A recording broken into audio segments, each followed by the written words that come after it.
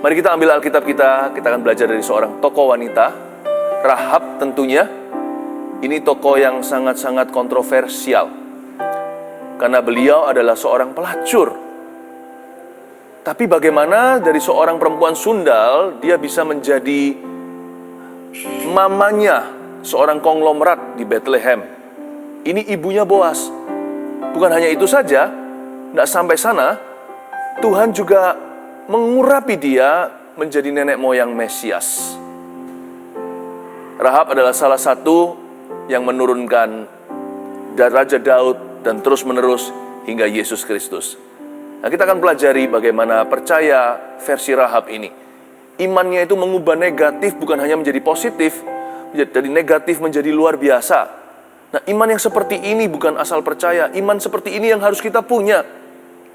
Rahab bukan seorang perempuan biasa. Kalau kita berubah dari orang baik menjadi lebih baik, itu lumrah. Asal jangan jadi orang baik sekarang, lalu kemudian menjadi orang jahat. Tapi si Rahab ini berubahnya drastis sekali. Ini yang disebut perubahan 180 derajat. Ini yang seperti langit dan bumi, neraka dan sorga. Rahab ini patut kita teladani. Kita baca ayatnya dulu di Yosua pasal 2, ayat 1 sampai ayat 11 yang saya akan cover hari ini. Nanti ayat per ayat, mari kita menyelam dalam pewahyuan. Pengintai-pengintai di Yeriko, Yosua bin Nun dengan diam-diam melepas dari Sitim 2 orang pengintai, katanya, "Pergilah, amat-amatilah negeri itu dan kota Yeriko." Maka pergilah mereka dan sampailah mereka ke rumah seorang perempuan sundal yang bernama Rahab, lalu tidur di situ. Sebelum kita bicara tentang Rahabnya, mari kita bicara tentang hikmat Allah seputar cerita Rahab. Mari kita ngobrol soal Yosua dulu ya. Nah, kita akan dapat memetik beberapa pewahyuan dari sikap Yosua. Yosua bin Nun ini dengan diam-diam melepas dari Sitim 2 orang pengintai. Itulah cikal bakal latar belakang cerita Rahab. Yosua sang jenderal yang menggantikan Musa untuk memimpin bangsa Israel masuk ke tanah perjanjian, dengan diam-diam melepas 2 orang dari Sitim, 2 orang pengintai hari itu. Nah, kata dengan diam-diam dia lepaskan pengintai menunjukkan bagaimana jenderal ini bijaksana. Sebelum kita bicara soal Rahab, kita belajar dulu tentang Yosua. Yosua itu nggak banyak bicara, tapi menyelesaikan pekerjaannya. Tuhan paling suka memakai orang yang begitu. Ya. Bukan orang yang mengobrol janji dan PHP, pemberi harapan palsu. Bukan orang yang membanggakan sesuatu, tapi timnya yang mengerjakannya. Orang yang tidak mempromosikan diri. Orang yang tidak bermegah. Tapi diam-diam dia bekerja. Yosua melakukan itu. Makanya peperangannya berhasil. Karena nggak bocor rahasia. Ngapain sih kita cerita kanan kiri sebelum waktu? Nanti jangan-jangan seperti Yusuf. Cerita mimpinya berakhir di sumur, dijual ke Potifar. Jadi orang itu yang penting we have a quiet faith. Kita punya iman yang diam. Bukan berarti kita sembunyikan di bawah gantang. Kita harus bersinar terang. Kita nggak boleh malu mengakui Tuhan di hadapan manusia. Nanti Tuhan malu mengakui kita di hadapan Bapa suatu hari ketika Tuhan datang kembali. Maksud saya dengan diam-diam punya iman yang quiet itu artinya nggak usah gembar-gembor, tunjukkan buah. Memang Tuhan melihat hati, tapi manusia melihat bukti. Karena itu buktikan aja. Yang penting kan buktinya. Nanti orang kan melihat iman kita. Yosua itu demikian rupa. Nah, ini cikal bakal cerita Rahab dimulai dengan mengutus 2 pengintai dari Sitim ke tanah Kanaan. Atau tepatnya ke kota Yeriko yang gagah perkasa itu. Kenapa Yosua lepas 2 orang? Karena dia dulu pun dilepaskan sebagai pengintai oleh Musa. Dia salah satu dari 12. Tapi ada trauma, ada sebuah pelajaran yang berharga. Dari 12 itu 10 ngomel melulu, semuanya mengeluh. Hanya 2, Kaleb dan dirinya, Yosua dan Kaleb, yang datang secara optimis dan berkata, kita bisa menduduki negeri. Kalau Tuhan sudah berfirman, kita pasti bisa mengalahkan. Nah, Yosua tahu bahwa asyiknya rame-rame nggak tentu menyelesaikan apa-apa. Karena itu Yosua kali ini mengulangi keberhasilannya. Hanya 2 dia dan Kaleb. Kali ini dia juga utus 2 saja dari Sitim. Masuk sebagai pengintai ke tanah Kanaan. Dia nggak utus banyak-banyak orang. selalu pilih quality over quantity. Selalu pilih kualitas di atas kuantitas. Dia pilih dua. Kita nggak pernah tahu sih, dua pengintai yang diutus ini siapa. Yang salah satunya disebut namanya Salmon. Salmon ini nanti, saya kasih bocoran, dia akan menikah dengan Rahab. Setelah Yeriko jatuh, Rahab diselamatkan sekeluarga. Nanti Salmon menikah dengan dia. Turun-temurun, keluar Boas. Turun lagi, ada papanya Daud, Raja Daud juga. Lalu Yesus Kristus. Begitu ceritanya. Nah, selain itu, selain Salmon siapa lagi? Nggak tahu, tapi menurut versi beberapa ahli teologi dan orang-orang Yahudi, bisa mungkin saja Eliezer, the high priest atau imam besar saat itu. Bisa saja Yosua nggak bisa percaya sembarang orang, nggak bisa percayakan semua ke militer. Dia percayakan pada orang yang rohani. Mungkin salah satunya siapa tahu adalah si Eliezer itu. Pokoknya, dia kirim orang ke sana untuk mengamat-amati negeri itu dan kota Yeriko. Jadi Yosua bukan hanya orang yang dibuai dengan janji. Kan dia pegang janji bahwa dia akan masuk ke Kanaan. Yosua pasal pertama juga berbunyi, kamu jangan takut ya, renungkan saja firman Allah. Kemanapun kamu pergi, asal nggak menyimpang kanan kiri, kamu pasti akan berhasil. Yosua tidak terbuai dengan janji, lalu dinina bobokkan, lalu nggak berbuat apa-apa. Dia melangkah dengan iman. Persiapannya matang. Andai kata kita mau mengalami sesuatu yang dari suatu penggenapan janji Tuhan, kita pun harus mempersiapkan diri loh. Sebab janji Tuhan itu digenapi secara semi otomatis. Dia nggak manual saja. Nanti jangan-jangan kalau kita berhasil, kita berbangga dan kita berkata, itu karena saya pintar, saya hebat, itu karena saya. No, semua karena anugerah. Tapi juga jangan sampai mentang-mentang anugerah kita diam aja. Ya Tuhan aja, biar Tuhan yang bawa semuanya ke dalam hidupku. Biar Tuhan yang ketuk pintuku. Gak bisa begitu. Karena iman tanpa perbuatan adalah mati. Yang mati adalah janji. Tuhan gak perlu bantuan kita, tapi Tuhan mau kita kerjasama karena kita adalah anak-anak dan ahli warisnya. Karena itu lihat Yosua, dia menyuruh dua pengintai itu mengamat-amati negeri. Tolong observasi, investigasi, lihat apa yang kita bisa lakukan. Kita harus masuk dari mana, meskipun nanti mereka masuknya dari pintu Tuhan. Ingat kan cerita Yeriko? Yosua 13 kali dalam 7 hari bersama dengan pasukan dan rakyat. Mereka memutari atau mengelilingi Yeriko hingga runtuh. Akhirnya mereka masuk lewat jalan Yesus, bukan jalan gagah perkasa mereka. Tapi dia amat-amati dulu. Dia pergi ke kota Yeriko untuk survei terlebih dahulu. Berarti orang ini persiapannya matang. Dia nggak mentang-mentang. Punya janji lalu dia diam saja. Dia nggak lupa. Padahal belum perjanjian baru, Yesus berkata pada Petrus muridnya, kunci kerajaan sorga kuberikan kepadamu, apa yang kau ikat akan terikat di sorga, apa yang kau lepas di bumi akan terlepas di sorga. Jadi kita harus tahu bahwa kunci di tangan kita. Ya, sedikit hikmat seputar Rahab. Nah, mungkin Anda bisa berkata, kenapa dua pengintai itu pilih rumah bordil ya? Kenapa dia memilih rumah pelacuran? Pergi ke seorang perempuan sundal bernama Rahab, lalu tidur di situ. Maafkan bahasa saya, tetapi kedua pengintai ini saya yakin 100.000%, 1.000.000% mereka tidak tidur dengan pelacur. Mereka tidur di sana. Mereka tidur di sana. Mengapa? Ada dua alasan. Karena itu adalah tempat yang paling sempurna untuk bersembunyi dari musuh-musuh. Karena orang-orang tidak akan pergi ke situ untuk cari pengintai. Ada banyak distraction atau gangguan. Tentara-tentara yang tidak takut akan Tuhan kalau ke sana udah nggak cari buronan, bisa-bisa yang mereka lihat perempuan. Jadi mereka punya kamuflase yang luar biasa. Selain itu, tempat itu berada di dinding kota, jadi persis di border keluar. Jadi gampang untuk mereka melarikan diri, begitu kira-kira ceritanya.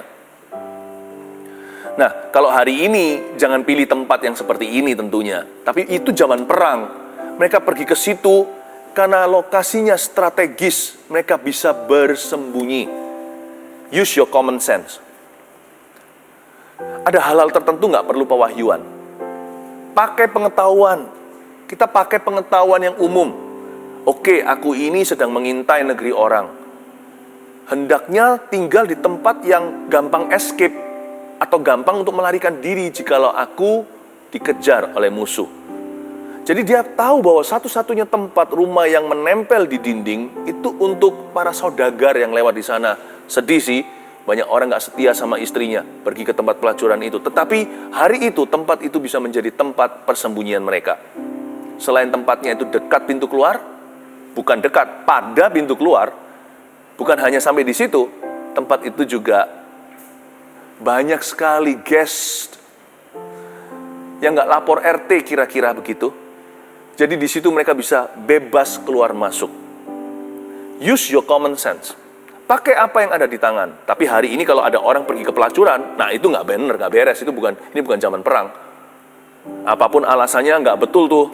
Use your common sense. Ke situ pasti akan tergoda. Tapi mereka bukan dalam leisure atau bukan dalam tamasya. Mereka itu tahu sebentar lagi cabut nyawa.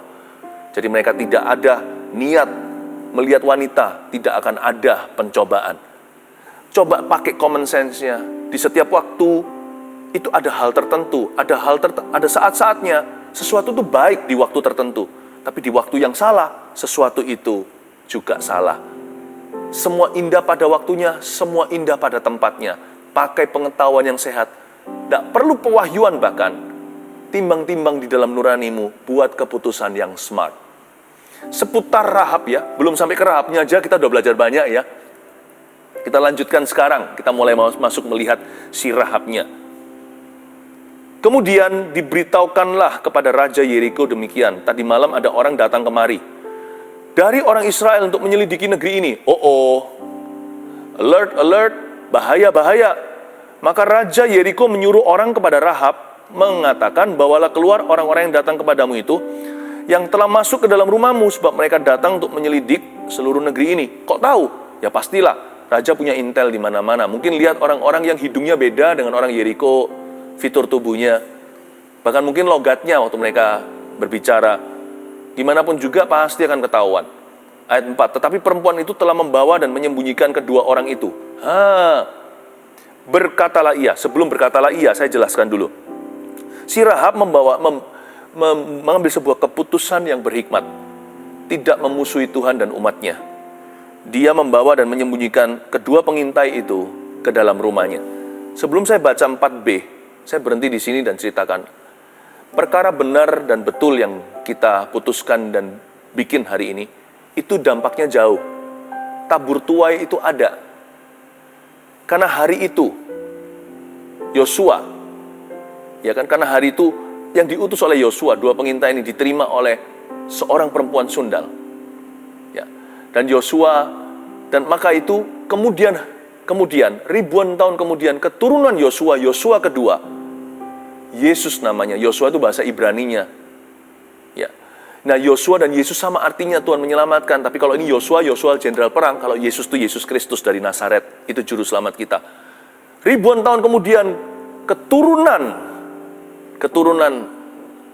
daripada keturunan Abraham, ada yang namanya Tuhan Yesus Kristus. Yosua kedua itu diterima pula oleh pelacur. Mereka menerima Yesus Kristus. Hidupnya diubahkan. Salah satunya tertangkap basah. Dan karena hukum Musa harus dilempar dengan batu, dirajam hidup-hidup hingga mati meninggal dunia. Yesus berkata, aku pun tidak menghakimimu. Pergilah. Lihat ya. Si pelacur perempuan sundal ini berbuat baik kepada Yosua pertama. Yosua kedua, sang Mesias, berbuat baik kepada orang-orang yang punya profesi yang sama. Memberi mereka kesempatan kedua, seperti Maria. Maria Magdalena, dari dalam tubuhnya 7 roh jahat. Seorang wanita yang menyeka kaki Yesus dengan minyak yang mahal, dengan air mata. Ini orang-orang yang berzina. Bahkan sekali yang berzina tertangkap basah, harusnya mati, dikeroyok massa. Yesus selamatkan dia, aku tidak menghakimimu. Biarkan yang paling tua yang melempar batu, lalu Tuhan tulis di pasir, membungkukkan badan, menulis sesuatu di tanah. Mungkinkah Tuhan tulis dosa mereka satu persatu, sehingga mereka pun ketakutan? Setelah pergi semua, Tuhan berkata, mana yang menghakimi kamu? Tidak ada, guru. Tuhan berkata, aku pun tidak menghukummu. Pergilah, bukan berarti pergilah, aku pro pelacuran. Tidak, Tuhan itu tegas. Yesus itu mati untuk menebus dosa kok. Kenapa Yesus yang mati menebus dosa nggak mungkin menghalalkan dosa. Dia berkata, pergilah dan jangan berbuat dosa lagi. Dosa itu hanya bisa satu antidotnya, pengampunan dan lahir baru. Hari itu Yesus tunjukkan jalan lebih tinggi, bukan hukum Taurat yang membunuh. Mungkinkah Yesus Kristus ini tahu bahwa Yosua ke-1 itu hutang budi dengan orang-orang seperti seperti wanita di depannya yang berprofesi sama. Mungkin profesinya salah, tapi hati orang-orang itu lebih mulia daripada orang-orang yang sok suci. Daripada ahli Taurat yang menoleh ke pemungut cukai dan berkata, gua nggak seperti dia. Yesus berkata, pergilah wanita, nggak ada satu menghukummu. Mereka nggak lebih baik dari kamu kok. Tuhan nggak menghalalkan dosanya. Tapi Tuhan berkata, mereka juga sama berdosanya dengan you. Kalau aku bisa ampuni siapa saja, aku bisa ampuni kamu. Pergilah, go and sin no more. Pergilah dan jangan berbuat dosa lagi. Listen, hari ini kalau Anda berbuat baik pada seseorang, mungkin keturunan orang itu nanti akan menyelamatkanmu. Mungkin keturunan orang itu akan menyelamatkan keturunanmu. Mari kita pegang erat-erat prinsip rohani ini. Tabur tuai itu ada. Jangan berbuat jahat. Mungkin kita sekarang ada di atas. Kita bisa sok-sokan. Kita bisa bully kanan kiri. Don't forget though. Jangan lupa. Suatu hari, keturunan orang itu akan menjadi raja. Keturunan kita bisa menjadi budaknya. Lalu kita lihat ayat 4b di Rahab. Tetapi perempuan itu telah membawa dan menyembunyikan kedua orang itu. 4a, kita lanjutkan. Berkatalah ia, ini perkataan Rahab. Memang orang-orang itu telah datang kepadaku, tapi aku tidak tahu dari mana mereka. Mungkin betul, dia nggak tahu mereka orang Yahudi atau apa. Mereka belum interview, dikiranya customer hariannya. Dan ketika pintu gerbang hendak ditutup menjelang malam, maka keluarlah orang-orang itu. Aku nggak tahu kemana orang-orang itu pergi. Ini bohong nih, ini bohong. Segeralah kejar mereka. Tentulah kamu dapat menyusul mereka. Ini berdusta. Ini yang disebut dusta putih, white lies. Ya, boleh nggak kita berbohong? Kring. Mama ada? Mama nggak ada, karena di sebelahnya mamanya berkata, mama nggak ada. Boleh nggak kita berdusta demi kebaikan? Boleh nggak kita berbohong demi menyelamatkan orang? Ayat 6. Tetapi perempuan itu telah menyuruh keduanya untuk naik ke sotoh rumah dan menyembunyikan mereka di bawah timbunan batang rami yang ditebarkan di atas sotoh itu. Maka pergilah orang-orang itu mengejar mereka ke arah sungai Yordan. Nah, ketipu nih. Memang yang ketipu musuh sih untungnya. Tapi juga nggak dibenarkan. Ke tempat-tempat penyeberangan dan ditutuplah pintu gerbang dan segera sesudah pengejar-pengejar itu keluar. Dan ditutuplah pintu gerbang segera sesudah pengejar-pengejar itu keluar. Lolos dari maut. Dua pengintai diselamatkan oleh perempuan itu. Mereka bukan diselamatkan oleh dusta, mereka diselamatkan oleh rencana Allah yang berdusta yang perempuan. Atau si Rahab itu, bukan yang laki-laki dua pengintai itu. Yang berdosa adalah Rahab. Memang dia orang berdosa, jadi biasa dia berdosa. Tapi kita nggak bisa ekspektasi terlalu tinggi. Ini wanita sundal. Mana bisa dia dibuat semalam langsung jadi benar. Tapi bukan berarti dibenarkan juga kalau dia berdusta. Baik keluar dari perempuan baik-baik atau perempuan yang atau dari perempuan sundal ataupun perempuan yang baik-baik saja. Dosa adalah dosa. Dosa itu kelakuan. Dosa itu bukan tergantung siapa yang melakukannya. Nah, pertanyaan saya kembali tadi, belajar dari Rahab dulu. Ini orang hebat kan? Imannya bisa mengubah nasibnya dari seorang pelacur menjadi mamanya konglomerat. Ibunya Boas, nenek moyangnya Tuhan Yesus. Tapi apakah dibenarkan dengan dosa ini? Karena ayat 4 berkata sekali lagi, ayat 4b, berkatalah ia, Alkitab hanyalah merekod, Alkitab hanyalah mencatat, Alkitab tidak membenarkan si Rahab berbohong hari itu. Alkitab tidak menghalalkan hal tersebut. Mana di dalam Alkitab tertulis bahwa Tuhan bangga dia berdusta? Tentunya saya yakin, andai kata Rahab penuh Roh Kudus, andai kata Rahab sudah kenal Kristus, pasti ada jalan lain. Pasti ada cara lain selain berdusta untuk menyelamatkan kedua pria tersebut di rumahnya. Masa Tuhan itu kurang kuasa? Masa tangannya kurang panjang? Masa akal Tuhan kurang cerdik? Bukankah dialah sumber hikmat? Hikmatnya tak terselami. Saya kasih contoh nih. Kring, mama ada nggak? Mama di sebelah, karena mama nggak rohani, berkata, mama nggak ada. Tapi anaknya ini pelayan Tuhan, gimana caranya? Kalau saya begini, ya, saya gini, pasti ada cara lain selain berdusta. Karena di Taman Eden itu pohon ada banyak, bukan hanya pohon pengetahuan yang baik dan jahat. Pohon yang mendatangkan dosa itu ada banyak pohon, nggak hanya pohon kehidupan loh. Kalau pohon kehidupan memang pohon rohani, ada pohon yang lain, semangka ada di situ, bahkan durian, mungkin ya, atau rambutan, jambu, pisang ada di sana. Kenapa nggak makan yang lainnya? Manusia itu kurang kreatif. Kalau kita penuh Roh Kudus, ada Kreator Sang Pencipta dalam diri kita, yang kreatif dong. Selain dusta ada jalan lain pastinya. Kalau saya begini, mungkin ini adalah sebuah saran. Kalau mamanya berkata, nggak ada, bilang mama nggak ada. Mama nggak ada. Saya akan berkata, mama tidak bisa terima telepon sekarang. Apa saya bisa terima pesannya? Sebelum ada Veronica ya. Tahu kalau kita telepon ya, kadang-kadang silakan, ada mesin kan, silakan titipkan pesan. Nah, dulu kan nggak ada, dulu kan telepon rumah. Jadi gimana? Kalau sekarang kan tinggal nggak diangkat. Dulu kan kita nggak tahu, nggak ada caller ID-nya. Kita nggak tahu siapa yang telepon kita. Kalau nggak diangkat gimana? Siapa tahu penting. Sekarang kan kita bisa nggak angkat aja. Nah, waktu itu kalau kita sudah terlanjur angkat, orang yang mencari kita adalah orang yang kita nggak mau temui. Gimana kita berbohong? Kalau saya di posisi itu, saya akan berkata, mama tidak bisa terima. Loh, di mana toh mamamu? Maaf, ada keperluan apa ya? Saya tidak harus menjawab kan? Saya bisa lemparkan pertanyaan terhadap pertanyaannya dia. Mamamu di mana? Mama nggak bisa, mama berhalangan. Udah berhalangan. Mau berhalangannya karena hatinya nggak mau atau apa kan bukan urusan kita. Mama berhalangan. Di mana emangnya? Ada keperluan apa? Saya sampaikan nanti, titip pesannya, saya terima. Pasti bu, atau tante, atau siapa, saya pasti akan sampaikan. Oh ya sudah. Lama-lama orang capek sendiri. Oke, sampaikan ya. Perlu sekali nih. Ayo, ini itu, dan sebagainya. Lalu catatlah pesannya, tutup telepon dan berkata, Ma, jangan suruh aku berdusta dong. Tapi mamanya mungkin kagum nanti berkata, wow anakku, bijaksana seperti Salomo sininya. Hatinya seperti Daud. Begitu caranya. Ini Rahab nggak ngerti, karena memang Rahab pelacur. Mana bisa dia mengerti? Tapi kita kan mempelai Kristus. Kita harus paham itu. Kita adalah orang-orang yang takut akan Allah. Alkitab tidak pernah membenarkan loh. Alkitab hanya mencatat berkatalah ia. Berarti Alkitab hanya merekod saja. Dia tidak membenarkan. Alkitab juga tidak merekomendasikan. Ada cara lain. Tapi Alkitab itu jujur ya. Catat apa adanya.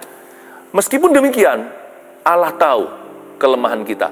Dan hari itu Tuhan memutuskan memakai ketidaksempurnaan Rahab untuk mendatangkan kebaikan. Baik bagi dia maupun bagi orang lain yang dia sembunyikan. Hari itu Tuhan memutuskan untuk mendatangkan rencananya melalui kelemahan Rahab. Tuhan juga bisa memakai kita. Tuhan juga bisa mendatangkan rencananya melalui kelemahan kita. Tapi jangan sampai kita sengaja lemah. Itu namanya kebodohan. Rencana Tuhan bisa datang karena Roma 8 berkata, Tuhan bekerja sama dalam segala perkara. Segala perkara itu yang baik termasuk yang buruk. Yang cakep termasuk yang buruk rupa. Yang bermain cantik ataupun bermain curang. Tuhan bisa mendatangkan kebaikan. Tapi jangan menantang atau mencobai Tuhan. Alangkah baiknya Tuhan bekerja sama dengan kita dalam perkara baik, bukan perkara yang buruk. Kalau perkara buruk ada konsekuensinya, tapi Tuhan tetap membawa kita kembali ke jalan yang benar. Mendingan saya di jalan yang benar, akselerasi semakin benar, mereka akan berjalan makin lama, makin kuat hendak menghadap Allah di Sion. Mazmur 84. Tapi Rahab hari ini kita pelajari bahwa dia bukan wanita sempurna ya. Tapi kenapa kok dia bisa berubah ya? Saya tunjukkan, orang ini bayar harga lebih dari sebagian besar kita. Ayat 8. Tetapi sebelum kedua orang itu tidur, naiklah perempuan itu mendapatkan mereka di atas sotoh. Dan berkata kepada orang-orang itu, Aku tahu bahwa Tuhan telah memberikan negeri ini kepada kamu, dan bahwa kengerian terhadap kamu telah menghinggapi kami, dan segala penduduk negeri ini gemetar menghadapi kamu. Sebab kami mendengar bahwa Tuhan telah mengeringkan air laut Teberau di depan kamu, ketika kamu berjalan keluar dari Mesir. Dan apa yang kamu lakukan kepada kedua raja orang Amori yang di seberang sungai Yordan itu, yakni kepada Sihon dan Og, yang telah kamu tumpas. Ketika kami mendengar itu, tawarlah hati kami dan jatuhlah semangat setiap orang menghadapi kamu, sebab Tuhan Allahmu ialah Allah di langit di atas dan di bumi di bawah. Jadi clearly, sangat jelas bahwa Rahab diselamatkan oleh imannya, bukan perbuatannya. Karena perbuatannya, kita langsung lihat ini sudah tercoreng langsung beberapa ayat sebelumnya. Bukan hanya hidupnya penuh dengan noda, Tapi perbuatannya untuk menyelamatkan bangsa Israel ini pun tetap ada celahnya. Dari sini kita tahu kalau Rahab menjadi umat Allah, diterima menjadi umat pilihan Tuhan, bahkan menjadi nenek moyang Yesus Kristus. Dia diselamatkan oleh karena imannya, bukan karena perbuatannya. Yes, she was as we are. Kita seperti Rahab juga, seperti dia, diselamatkan oleh iman kita, bukan oleh perbuatan kita. Enak dong Pastor Philip. Aku berbuat dosa aja terus, tapi beriman pada Tuhan. Kan selamat ujungnya? Enggak. Meskipun dia diselamatkan oleh iman, imannya itu penuh resiko loh. Hari itu Rahab meresikokan segala sesuatu, termasuk nyawanya sendiri. Dibutuhkan nyali untuk menyembunyikan 2 pengintai musuh Raja Yeriko. Iman tuh kelihatannya tidak berbuat sesuatu. Iman tuh meresikokan segala sesuatu. Percaya nggak? Sejak Anda berkata, aku anak Tuhan, kiri kananmu jadi godaan. Ketika Anda berkata, aku percaya, lebih banyak orang nggak percaya dan najis lidah. Seperti Yesaya berkata, aku ini najis bibir, tinggal di generasi najis bibir pula. Nggak segampang itu percaya. Percaya itu memang nggak berbuat sesuatu dari diri kita. Hanya percaya perbuatannya. Tapi untuk mempercayai perbuatannya, kita harus lawan arus. Belum lagi dianiaya, jikalau tidak bisa dihindari lagi. That day, hari itu Rahab menaruh percayanya pada Tuhan. Dan dia diselamatkan oleh imannya, bukan karena perbuatannya tidak sempurna. Dan dia untuk percaya, dia resikokan segala sesuatu. Nah sekarang saya kasih satu pertanyaan lagi. How did Rahab believe? Bagaimana Rahab percaya? Nah catat 3 poin sederhana untuk saya akhiri pesan yang saya bawakan. Ya, how Rahab had faith. Bagaimana Rahab beriman atau bagaimana dia percaya kepada Tuhan. Yang pertama, it came personal. Faith was personal to her. Yang pertama tulis, beriman secara pribadi. Iman itu nggak bisa dititipkan. Titip doa ya, nggak bisa. Iman itu nggak bisa begini loh. Papaku udah percaya, cukuplah seisi rumah tangganya diselamatkan. Iya, seisi rumah tangganya berkesempatan untuk diselamatkan. Lebih dekat lagi dengan pintu kerajaan sorga. Tapi setiap anggotanya masing-masing harus membuat keputusan sendiri. Karena salvation atau keselamatan itu pribadi. Rahab itu percayanya dengan secara pribadi sama Tuhan. Nggak titip-titipan. Coba lihat ayat 9 ya. Coba lihat ayat 9. Dan berkata kepada orang-orang itu, di perkataan Rahab, aku tahu, itu dirinya. I know. Bukan we know, bukan kita atau kami tahu. Bukan kamu tahu atau mereka tahu. Aku tahu bahwa Tuhan telah, garis bawahi. Itu yang pertama. Aku tahu bahwa Tuhan telah beriman secara pribadi kepada Tuhan. Ini yang disebut di Roma 8. Ini yang namanya roh adopsi. Bukan hanya kita diadopsi oleh Allah. Seperti Ruth itu loh. Ngomong sama Naomi, mertuanya. Wanita lain, tokoh perempuan yang patut diteladani pula di dalam Alkitab. Keturunan yang menurunkan Mesias juga berada dalam satu linear dengan Rahab. Ruth berkata apa sama Naomi? Padahal dia orang Moab. Your God, my God, your people, my people. Allahmu adalah Allahku, umatmu adalah umatku. Itu roh adopsi. Adopsilah Kristus dalam hati sekalipun Kristus bukan yatim piatu.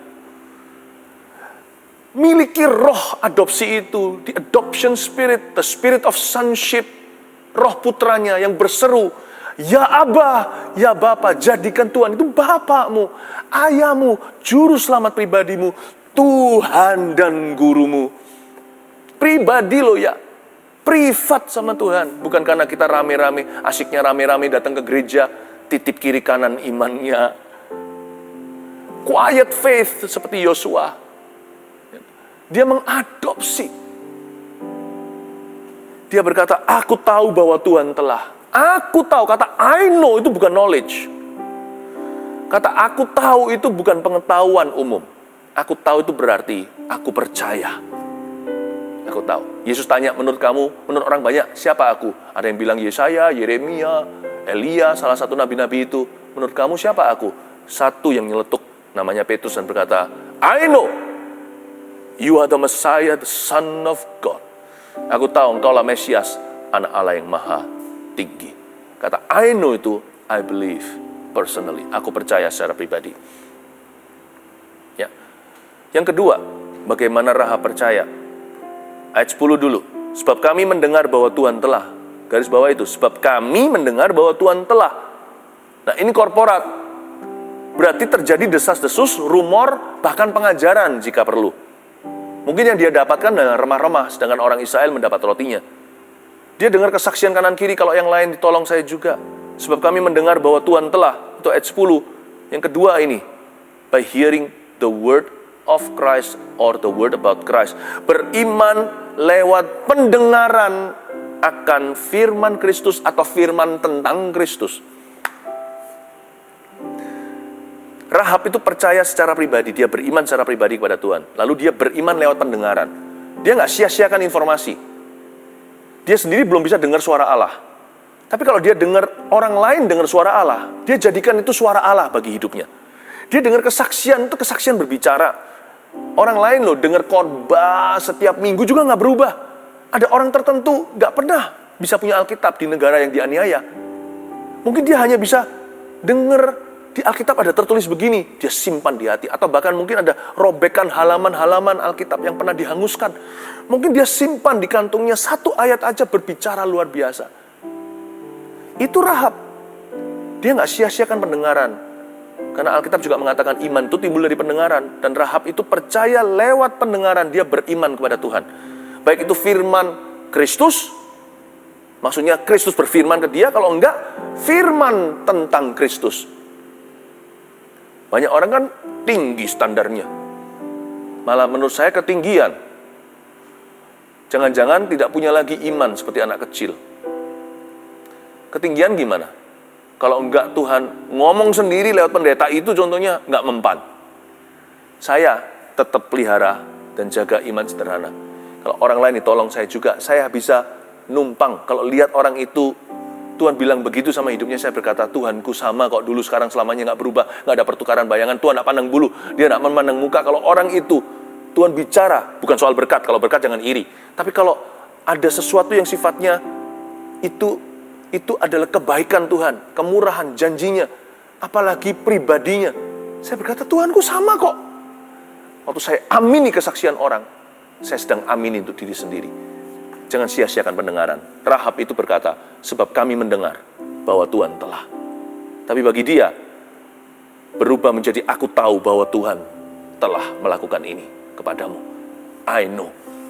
Yang terakhir, ayat yang ke-11, ketika kami mendengar itu, tawarlah hati kami dan jatuhlah semangat setiap orang menghadapi kami. Garis bawahi berikutnya.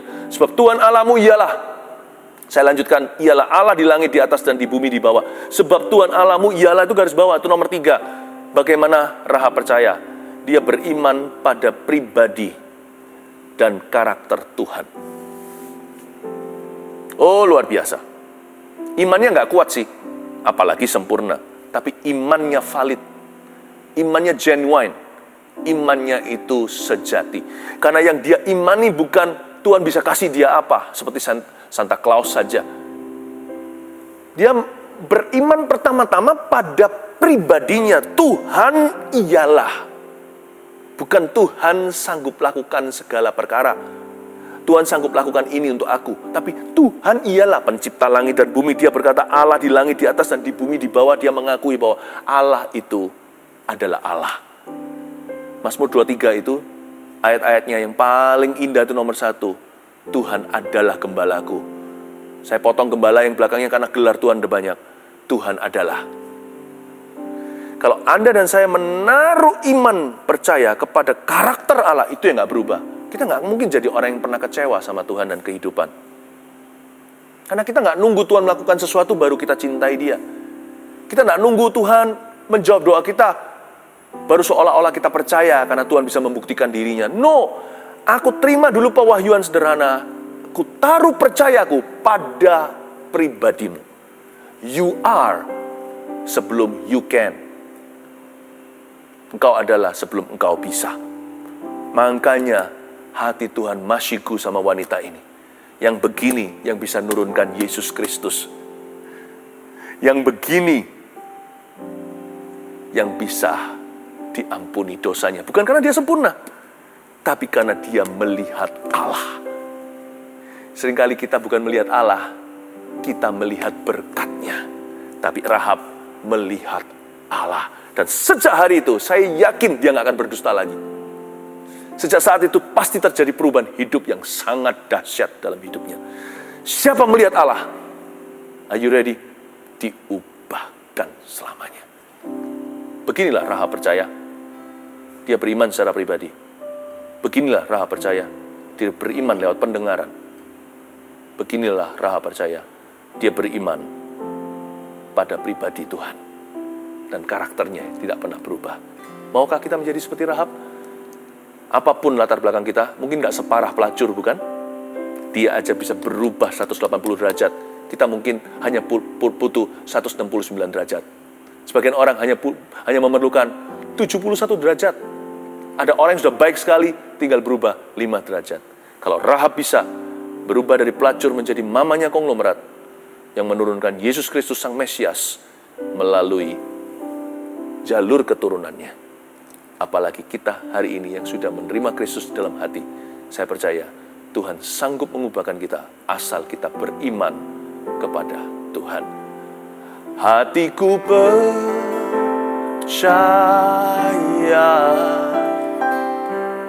hatiku percaya,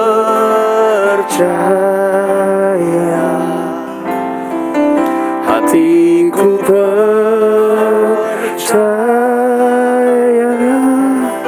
selalu ku percaya.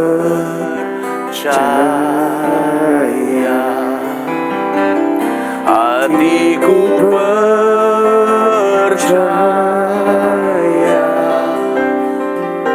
hatiku percaya,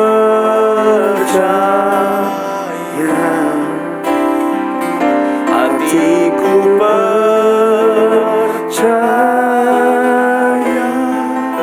selalu ku percaya.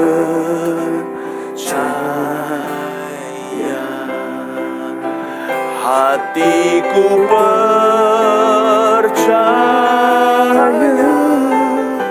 selalu ku percaya.